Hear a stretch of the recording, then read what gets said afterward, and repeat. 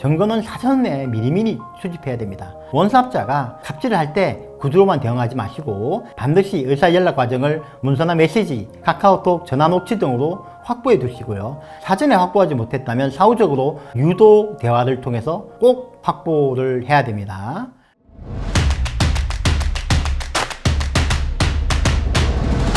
갑질 불공정 행위를 반복적 자행하는 왼수 같은 원사업자한테 가장 효과적이고 악몽 같은 법적 대응 방법은 무엇일까요? 바로 징벌적 손해배상 청구입니다. 이건 소송에서 졌을 때 원사업자가 수급사업자한테 끼친 손해액의 3배, 심지어는 5배까지 보상해 줘야 되는 판결이 내려지기 때문에 판결문을 받아보기 전까지는 도대체 얼마를 물어줘야 될지 모른다는 불확실성, 이 때문에 원사업자가 피가 말립니다. 그래서 판결이 내려지기 전까지나 또는 공정위 조사로 위법성이 인정이 되면 원사업자가 실손해로 제발 합의하자는 제안이 많이 옵니다. 오늘 영상에서는 징벌적 손해배상 잘 받는 방법에 대해서 설명드리겠습니다. 징벌적 손해배상, 유식하게 말하자면 punitive damages라고 하고요. 더 정확하게는 우리나라에서 있는 징벌적 손해배상은 enhanced damages라고 합니다. 5대 불공정 하도급 행위, 즉 부당 대금 결정, 부당 감액, 부당 위탁 취소, 부당 반품, 보복 행위, 기술 자료 유용에만 적용됩니다. 앞선 4가지 유형에는 실손해의 3배 이하의 손해 배상이 되고요. 기술 자료 유형에는 5배 이하의 손해를 배상하도록 되어 있습니다. 두 번째로, 법원은 아직 징벌적 손해배상에 대해서 약간 소극적이지만 점점점 더 적극적으로 변화하고 있는 추세입니다. 우선 5대 유형에 해당되더라도 징벌을 받을 정도의 악성이 있어야지만 징벌적 손해배상 적용을 하고 있습니다. 우리 법은 그렇지 않죠.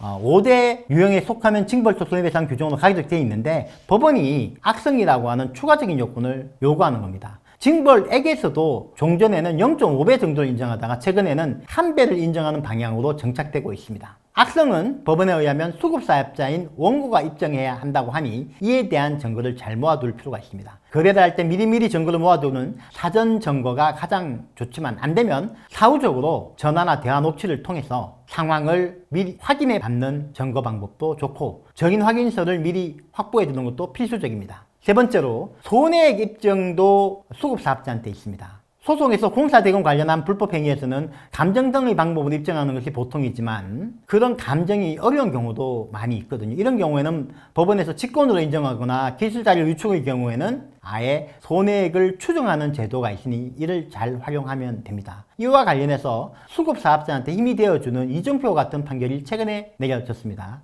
서울고등법원 2020나 2032-402 판결은 기술자료 유용에 대한 것인데요. 손해액 입증에 대해서는 특칙을 적용해가지고 피해자의 입증 책임을 확 줄여주었고 징벌적 손해배상까지 인정해준 획기적인 판결입니다. 동 판결에서 손해액 입증이 성질상 곤란하다고 보아 변론의 전치지와 전근조사의 결과에 기초해서 상당한 손해액으로 5억 원을 법원이 직권으로 인정했고요. 징벌 배수를 1로 보아 총 10억 원의 손해배상을 명했습니다. 수급사업자의 아픔을 어루만져주는 좋은 판결로 평가됩니다. 기술자료 유출의 경우 손해액 입증이 정말 어려운데 하도급법 35조의 6 제1조에서는 손해액 입증을 위해서 좋은 규정을 두고 있습니다. 어떤 내용들이냐면 사업자가 침해 행위를 한 경우에 그 침해 행위로 피해 사업자가 못 팔게 된 상품 금액이라든가 또는 침해 행위로 침해한 사업자가 판 손해액이라든가 이런 것들까지도 손해액으로 추정해주는 조항이 있습니다. 요거는 법조항을 찾아보시면 잘 이해할 수 있을 것이라고 생각이 됩니다. 대중소기업 상생협력 촉진에 관한 법률에서도 적용되는데 상생협력법 40조의 4는 수탁기업이 기술자료 유용행위의 구체적인 태양행위를 주장하면 위탁기업은 자기의 행위 태양을 제시해야만 합니다. 위탁기업이 원사업자 같은 경우죠. 정당한 사유 없이 제시하지 못한 경우에는 법원은 수탁기업이 주장하는 기술자료의 구체적인 행위를 진실한 것으로 인정한다는 무시무시한 조항을 가지고 있습니다. 그러니까 수급사업자가 기술자료 유용으로 피해를 봤을 때는 하도급 위반으로 소송을 제기한 것과 동시에 청구 원인을 상생협력법 위반으로 같이 구성하는 것이 좋겠죠. 그래야지 저 조항의 도움을 받을 수 있기 때문입니다. 마지막으로 정리하겠습니다. 그러면 가장 중요한 것이 뭐냐? 증거입니다. 증거는 사전에 미리미리 수집해야 됩니다. 원사업자가 갑질을 할 때 구두로만 대응하지 마시고 반드시 의사연락 과정을 문서나 메시지, 카카오톡, 전화 녹취 등으로 확보해 두시고요.